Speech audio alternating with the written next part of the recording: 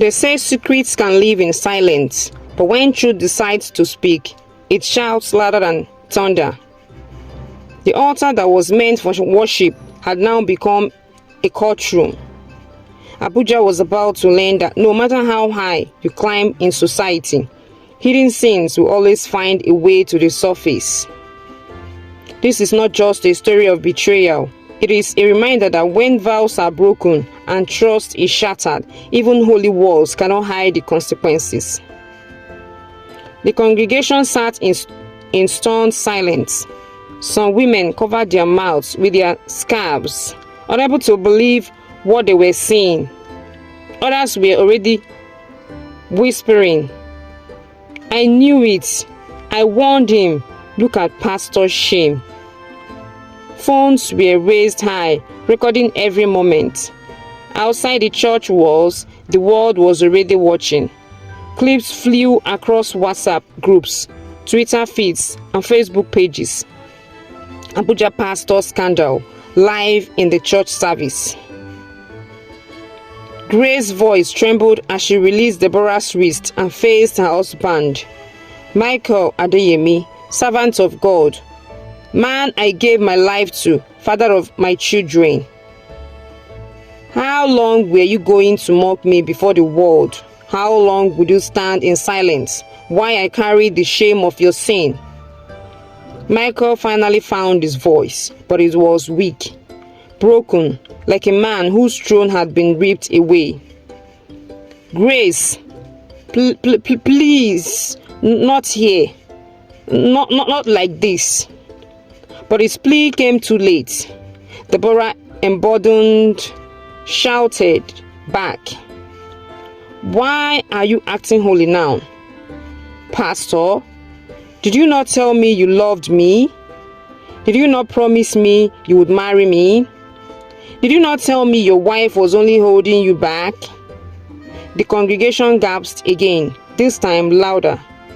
The elders of the church rose from their seats, demanding order, but no one could silence the storm. Grace's tears spilled down her cheeks as she turned to the people she had faithfully served. "You all see me every Sunday, smiling, praying, supporting him. But you did not see me crying at night. You did not see me fasting while he crept into darkness. You did not see how I fought for this marriage alone." Her words pierced the hearts of many. Some women began to weep, remembering their own silent battles. Some men looked away, ashamed by the mirror her words held before them. Michael dropped his head, unable to meet his wife's eyes. His silence was his confession. Then, in a shocking twist, Deborah pulled free from the ushers holding her and pointed at Grace. "You call yourself his wife, but you have already lost him. He belongs to me now, and nothing you can do to change that." The words struck like lightning. Grace's body shook, but instead of attacking again, she stood tall and raised her voice. "No, Deborah, he belongs to God, and if God must strip me of this marriage to save my soul, so be it. But hear me today. The fire of the Lord will expose every hidden darkness, and that fire has already begun." The church erupted. Some shouted, "Amen." Others cried in disbelief. Suddenly, the elders moved forward, their faces grave. Elder John, the oldest of them, took the microphone and declared, "Pastor Michael Adeyemi, until further notice, you are hereby suspended from the pulpit. You cannot lead God's people with a stained garment." The room fell into a heavy silence. Michael's face drained of color. His empire, built over years of sermons and sacrifices, was collapsing in a single morning. Outside, journalists gathered, waiting for statements. Cameras flashed as police were called to restore order. Abuja was buzzing. Radio stations, bloggers, and influencers feasted on the scandal. Grace walked slowly down the aisle, her dignity battered but not destroyed. Members reached out to touch her, some in pity, others in respect.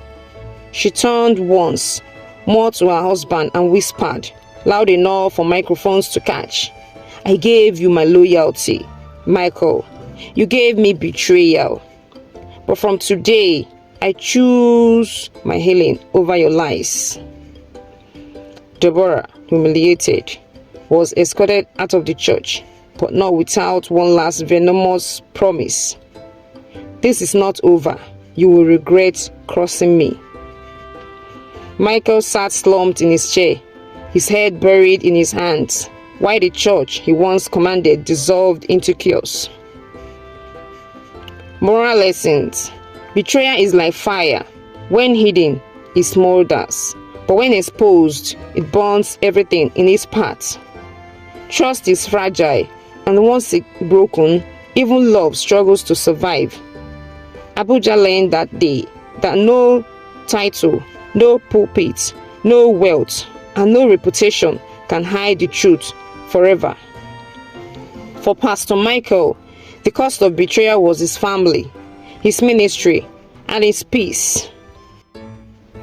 For Grace, though scarred, she found strength in her pain, proving that even in the ashes of betrayal, a woman's dignity can still rise.